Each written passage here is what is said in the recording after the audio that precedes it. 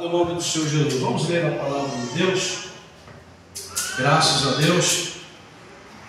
Hoje nós vamos ver uma confirmação que o próprio Jesus falou no livro de Marcos, capítulo de número 10. Glória a Deus, livro de Marcos, Evangelho de Marcos, capítulo de número 10. Glória a Deus, aonde Deus vai falar, onde temos a mensagem para Deus falar conosco nessa noite. Marcos capítulo 10, verso 27, é o Novo Testamento, é o segundo livro do Novo Testamento. Glória a Deus. Deixa eu... Achou? Ó. 10, verso 27. Glória a Deus. Vamos lá. Diz assim: Jesus, porém, olhando para eles, disse: para o homem é impossível, mas não para Deus, porque para Deus todas as coisas são possíveis. Glória a Deus. Amém. Santo Deus, eterno, maravilhoso Pai, lemos a Tua palavra, Senhor, fala conosco através da Sua mensagem, Senhor, nessa noite. E usa, Senhor, como instrumento do Senhor, em nome de Jesus. Glória a Deus. Queridos irmãos, podem sentar. A palavra de Deus nos mostra, no verso 27, aqui no capítulo 10 de Marcos, Jesus dizendo, porém, olhando para eles, para os discípulos, disse: para os homens é impossível, mas não para Deus, porque para Deus todas as coisas são possíveis. Jesus falava aqui depois que o jovem rico se aproximou de Jesus, querendo saber o que ele deveria fazer para obter a vida eterna. Ele chegou em Jesus, aquele jovem, e disse: bom mestre, o que é necessário que eu faça para me alcançar a vida eterna? Jesus disse: por que me chama de bom se não há um bom se não for Deus? E disse: conhece os 10 mandamentos? Ele disse: qual? Amarás a Deus sobre todas as coisas, honra teu pai e tua mãe, e enfim, ele olhou e disse: Senhor, isso aí eu conheço desde criança. A Bíblia diz que Jesus se alegrou com aquela palavra daquele jovem rico. Mas Jesus calou, e ele, querendo se justificar diante de Jesus, disse: falta-me ainda mais alguma coisa, mestre? O Senhor olhou para ele e disse: você quer mesmo ser perfeito? Você quer mesmo ser salvo? Vai e vende tudo quanto você tem, distribui para os pobres, depois vem e segue. A Bíblia diz que quando Jesus disse aquilo para aquele jovem rico, ele se entristeceu, abaixou a cabeça e saiu da presença do Senhor. Aí Jesus olha, foi quando a Bíblia diz assim, Jesus olhando para eles. Então Jesus olha para os seus discípulos, digo melhor, foi quando ele saiu rico, saiu triste, porque Jesus tem dado para ele aquela resposta. Então Jesus olhando para ele, saindo daquele jeito, triste, abatido, porque Jesus falou que para ele ser salvo, ele precisaria vender a sua riqueza e distribuir aos pobres. Eles eram tristes porque ele tinha muita riqueza, então ele pensou: eu vou vender tudo para distribuir aos pobres, vou ficar pobre agora. Para me seguir ao mestre, eu vou ter que ser pobre. Então Jesus, vendo que ele estava com o seu coração voltado à sua riqueza, Jesus disse: olha, como é difícil entrar o rico no reino dos céus. Aí vem aqui o verso 25: é mais fácil passar um camelo pelo fundo de uma agulha do que entrar um rico no reino de Deus. Então o discípulo admiraram, dizendo entre si: quem então poderá se salvar? Foi onde Jesus olhou para os discípulos e disse: para o homem não é Para o homem é impossível, mas para Deus nada é impossível. Glória a Deus. Preste bem atenção, irmãos. Aquele jovem, ele ficou triste porque tinha que vender as suas riquezas, o seu gado, a sua fazenda e distribuir para os pobres. Alguém possa pensar consigo assim: uai, pastor, então para me servir a Jesus eu tenho que ser pobre? Não. Não é que você precisa ser pobre. Você tem que desprender das coisas desta vida. Você tem que desprender das coisas materiais aqui desta terra. Quando Jesus falou isso para aquele jovem rico, é porque ele estava com o seu coração preso no que ele tinha, no seu dinheiro, estava com o seu coração preso na sua riqueza. Isso é, nem amor então para o próximo ele tinha. Então por isso Jesus falou isso para ele. Jesus queria mostrar para ele que realmente para ele ser salvo, porque ele conhecia os mandamentos, ele precisaria vender o que tinha, ou desprender o seu coração das coisas materiais que ele tinha. Por isso, meus irmãos, que dentro da igreja hoje há muitos irmãos que Deus não dá riqueza para ele. Por quê?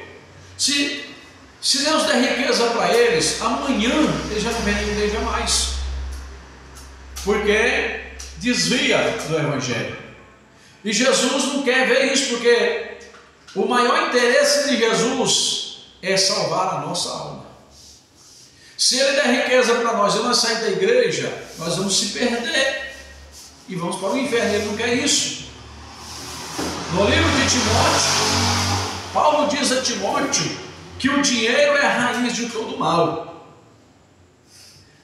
Glória a Deus. Isso quer dizer, por que a raiz de todo mal? Porque a maioria das pessoas que tem condição está com o seu coração preso no dinheiro, naquilo que tem. Tem pessoas que, pelo que tem, ele faz e fica tudo quieto, escondido, debaixo do pano. Ninguém fica sabendo, ninguém descobre nada, porque tem muito dinheiro envolvido. Tem pessoas que vivem de tirar a vida do outro, por quê? Por conta que é lhe oferecido uma certa quantia, ou ele cobra uma certa quantia. Tanto quem paga quanto quem faz o serviço, se não se arrepender diante da palavra de Deus, não existe salvação para esses tais. Porque no próprio mandamento de Jesus está escrito: não matarás.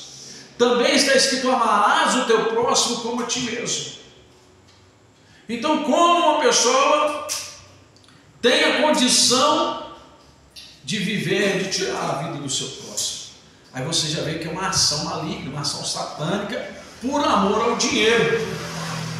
Glória a Deus. Então, para poder se salvar, tem que se arrepender e desprender dos bens materiais, das coisas materiais que temos.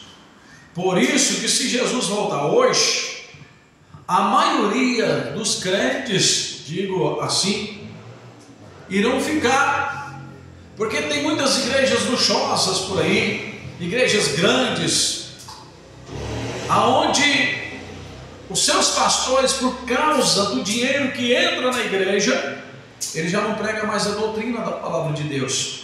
Quando o irmão erra, ele não corrige o irmão. Se ele foi colocado como pastor na igreja, ele foi colocado para cuidar.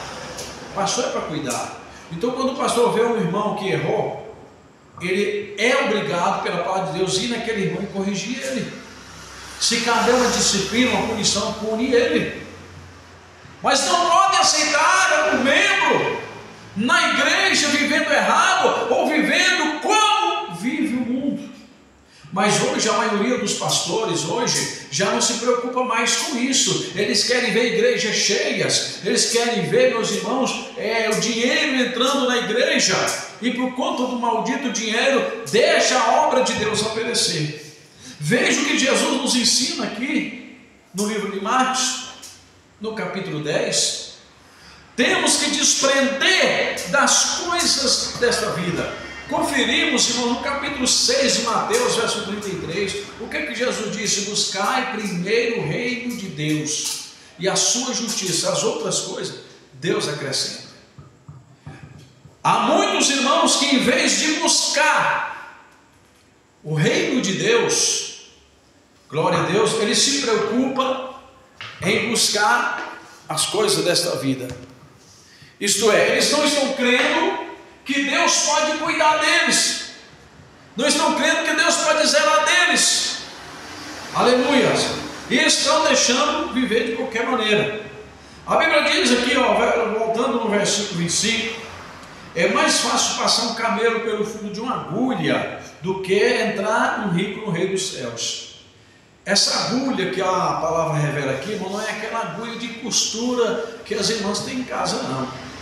Lá em Israel, ele sempre faz um muro, também naquele tempo antigo, em que separava a cidade, em que protegia a cidade. Aqueles muros ali, era para impedir quando o inimigo viesse atacar, impedir que o inimigo chegasse e fosse entrando, que quando eles atacassem, invadissem a cidade, até aquele muro cair, para eles invadirem a cidade, eles fugiam. E eles fugiam por um buraco que tinha, que passava por baixo da terra assim, passava por baixo daquele muro e saía lá na frente.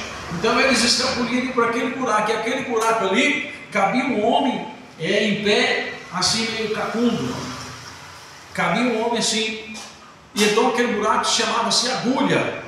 Então você vê, um camelo é bem alto, para um homem poder montar nele, ele tem que se ajoelhar no chão, deitar no chão para montar nele, tão alto que ele é. Então Jesus queria referir a isso, que é mais fácil um camelo passar por um fundo de uma agulha, daquela agulha lá, do que um rico entrar no reino dos céus. O discípulo achou difícil, porque o buraco ali cabia somente um homem, andando assim meio curvo. Cabia somente um homem, agora um camelo passar ali era difícil, para eles era impossível um camelo passar ali. Mas Jesus mostrou que para os homens, uma pessoa, um rico então, se salvar, seria impossível, mas para o Senhor não é impossível. No Evangelho de Lucas, no capítulo 1, verso 37, o anjo confirma essa palavra a Maria quando ele disse: para Deus tudo é possível. Então, meu irmão, Jesus veio para salvar. O objetivo da vida de Jesus, o sofrimento dele aqui, é salvar a humanidade. Conferimos no Evangelho de Lucas, capítulo 19, verso 10, porque o Filho do Homem veio buscar e salvar os que se haviam perdidos. Então o que acontece?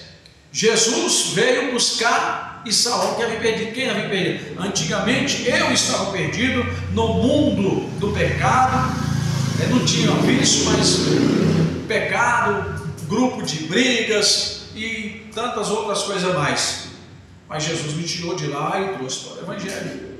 Há muitas pessoas que estão no nosso meio, viviam nas drogas, no roubo, na prostituição, matando, roubando, furtando, pintando sete. Era até mesmo pela humanidade condenada, assim não tem mais jeito.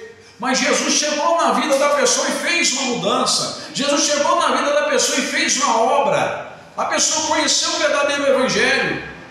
Hoje está no nosso meio, transformado e pregando a palavra de Deus. Esta é a função do Evangelho. Quando o verdadeiro Evangelho chega ao conhecimento de uma pessoa, aquela pessoa ouve o Evangelho, dá crédito no Evangelho. Glória a Deus, o que acontece?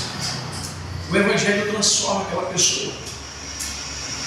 E aquela pessoa, ao ouvir aquele Evangelho, o Espírito Santo falar no seu coração através da palavra, a pessoa sente a sua miséria, vê que precisa se arrepender e aceita Jesus. Ali Jesus começa a trabalhar nele, transforma aquela vida e faz um servo de Deus, um pregador da palavra, ou uma pregadora da palavra. Glória a Deus. Então essa é a função do Evangelho, irmãos, é transformar nossas vidas. Conferido com o livro de João, capítulo 8, verso 32, quando Jesus diz, através de João: conhecereis a verdade e a verdade vos libertará. Qual é a verdade? A verdade está aqui. É a Bíblia Sagrada. Não existe, meus irmãos, nenhum outro livro nesse mundo que é uma verdade como esse Evangelho. Não existe um outro livro da Bíblia ou lei que transmite uma verdade pura como esse. Por conta desse livro aqui, milhões e milhões de pessoas foram salvas, foram perdoadas, partiu para a eternidade salvas. Outros estão aqui na terra pregando o Evangelho, anunciando a vinda de Jesus, esperando o arrebatamento. E enquanto o arrebatamento acontece, estamos pregando e ganhando almas para Jesus. Nós aqui da Igreja Aliança com Deus temos o compromisso de ganhar almas para Jesus. Nós queremos ver as pessoas ser felizes, queremos ver as pessoas no seu lar ter paz, ter união, ser feliz, queremos ver as pessoas serem salvas. Por isso que já está na placa da nossa igreja, ganhando almas para o reino de Deus. O Evangelho não tem uma outra função, irmãos, a não ser ganhar as almas para o reino dos céus. Agora tem pessoas usando o Evangelho de forma errada, incorreta, como meio de ganhar vida, irmãos. Essas pessoas irão prestar conta diante de Deus, porque de acordo com a Bíblia Sagrada, no livro de Mateus, capítulo 24, tais pessoas são mercenárias. Estou usando a palavra de Deus para poder enganar as pessoas, estou usando a palavra de Deus para poder aproveitar das pessoas. E o Senhor Jesus é claro em dizer, quando ele diz: ai daqueles que tocar ou que escandalizar um dos meus pequeninos. Glória a Deus. Então aqui, muitas vezes alguém pode pensar: não, mas para fulano não tem mais jeito, fulano mata, fulano rouba, fulano, nossa, é tão, não pode sair da cadeia, que saiu, está voltando, é terrível, não tem jeito para fulano. Não, se ele ouvir a palavra e ele der lugar, a palavra entrar nele, a palavra de Deus muda qualquer coração, muda qualquer vida. Glória a Deus. A palavra de Deus, diz o profeta, que ela é uma martelo batendo sobre a pedra. Quer dizer, vai batendo, esmiuça, quebra, esmiuça. Assim a palavra de Deus, não tem coração duro que esta palavra não quebre. Glória a Deus. Não tem coração duro que esta palavra não venha esmorecer ele. Glória a Jesus, porque essa palavra tem poder. Jesus, glória a Deus, quando ele ensinava, ele encontrou muita dificuldade para ensinar naquele tempo, no meio daquele povo que era um povo muito religioso, muito conhecedor da lei. Como hoje, existem muitas pessoas, muitos obreiros, muitos pastores, conhecedores da palavra, tem cursos e vários cursos, mas vivem trabalhando e agindo como os fariseus, sem amor, sem afeto, sem zelo da obra de Deus, e pregando a palavra por interesse próprio. Glória a Deus. E a palavra de Deus não tem que ser pregada por interesse próprio.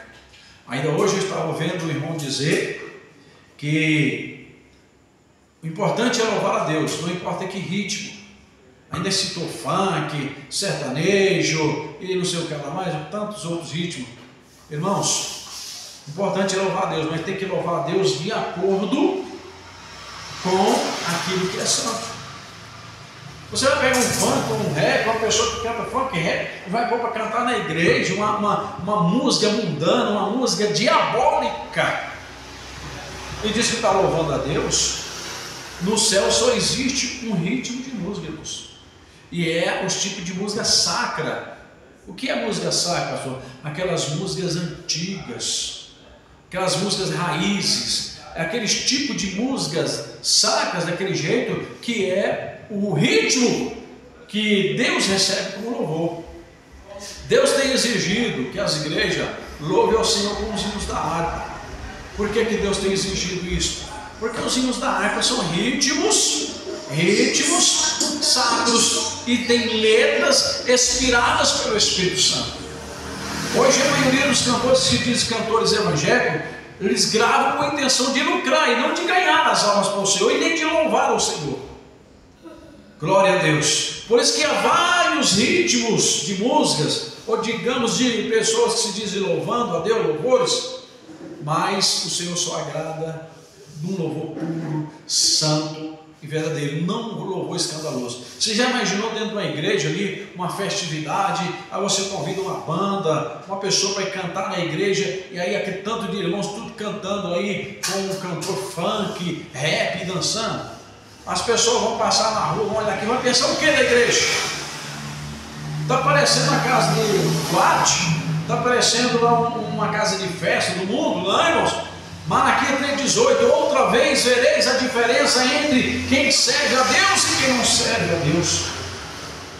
Glória a Deus. No capítulo, meus irmãos, 4, verso 9 de 2 Reis, a Bíblia mostra que Eliseu foi conhecido como servo de Deus por uma mulher ao ela olhar e ver que o andar dele era diferente, o traje dele era diferente, as conversas dele eram diferentes. A diferença entre aquele que serve a Deus e que não serve. Mateus 28, 43 também mostra que Pedro foi conhecido diante de um povo pelo seu jeito de ser, pela sua conversa, pelo seu traje. Irmãos, quantas pessoas, glória a Deus, passando por cima da palavra de Deus, mas o juízo vem. Por isso que devemos desprender dessas coisas. Mas você vai ser então um crente antigo, um crente cafona. A palavra de Deus diz que ela não muda. Quando Paulo, escrevendo aos Efésios, ele disse que o Senhor é o mesmo de ontem, é o mesmo de hoje e será eternamente. Ele queria dizer que o Senhor não muda, nunca mudou e nem vai mudar. A palavra dele não muda. Se não muda, por que os crentes têm que mudar, irmãos? O mundo muda, a tecnologia avança. Glória a Deus, mas o crente não deve acompanhar o mundo. Quem acompanha o mundo é mundano. E o Senhor vem buscar para ele um povo especial, zeloso de nós. Quem é um povo especial? É um povo escolhido para a vida eterna. Zeloso que zela da doutrina do Senhor, da santificação do seu corpo, para ter um encontro com Deus. O que é de boas obras? Que vive obedecendo a palavra de Deus. Glória a Deus. Se Jesus voltar, meus irmãos, se Jesus voltar agora, como vai ser grande a decepção de muitos crentes? Como vai ser grande a decepção de muitos crentes? Glória a Deus. Quantos irmãos estão sendo escandalizados pelos escândalos grandes? Quantos irmãos desviaram por conta dos escândalos dos grandes, ao ver pastores pecando dentro da igreja, se envolvendo com escândalo dentro da igreja? As pessoas olham aquilo, o crente olha aquilo, é novo na fé, não tem experiência, não tem uma vida profunda no evangelho, é ainda um crente frágil na fé, vê aquilo, nossa, o meu pastor fez isso, nossa, esse pastor fez isso, não, isso não pode acontecer no meio da igreja, que é isso? Abate a fé, vai lá para o zero, a pessoa some da igreja, desvia da igreja. Ai daquele que quer escandalizar um dos meus pequeninos. Glória a Deus. No livro de Ezequiel, capítulo 18, capítulo 3, digo melhor, a partir do verso 16, Deus mostra ali o tamanho da responsabilidade de um pastor. Não é só vestir um paletó, subir no púlpito e dizer sou pastor, não. É só pegar vestir um paletó, entrar numa igreja, assumir a liderança de uma igreja, subir no púlpito, abrir a Bíblia, falar aquilo que me agrada, aquilo que ele aprendeu em estudo, em teologia, falar para agradar o povo. Não é só isso, não, muito além. Existe uma responsabilidade muito grande por trás disso. Existe, meus irmãos, ali algo muito grande, onde o próprio pastor, aquela alma que perecer por falta de cuidado dele, daquela alma, ele irá prestar conta daquela alma ao Senhor no dia do juízo. Glória a Deus. Por isso, se nós fizermos tudo certinho, de acordo com a palavra de Deus, o próprio Deus encaminha de realizar aquilo que para nós parece ser impossível. É impossível ganhar aquela pessoa para Jesus, porque aquela pessoa está no mundo do marginalismo, é um grande traficante, comandante do país inteiro. Só pessoas poderosas que chegam até ele, mas Se ele der ouvido à palavra de Deus, essa palavra transforma e Jesus ainda salva.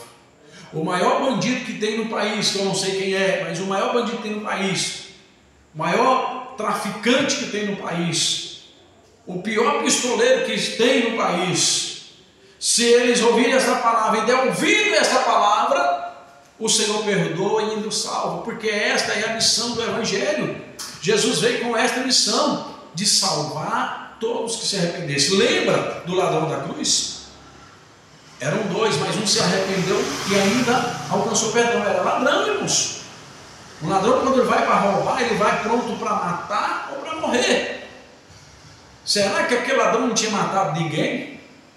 Não importa o que ele fez, mas lá na cruz, quando ele se arrependeu, Jesus salvou. É isso que Deus quer da humanidade: arrependimento.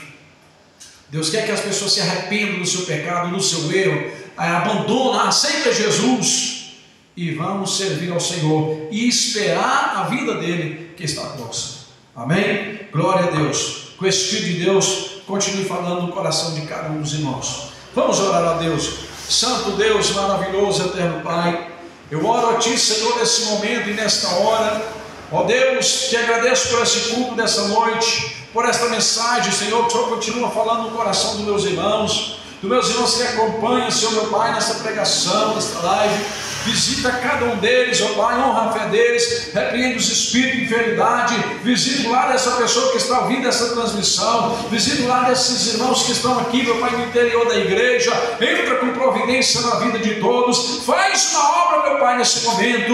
Eu te peço em nome de Jesus, vai repreendendo as obras satânicas, vai repreendendo as obras de bruxaria, vai repreendendo as obras de macumbaria agora, pelo sangue de Jesus, vai saindo todo o mal agora, vai saindo toda a opressão agora.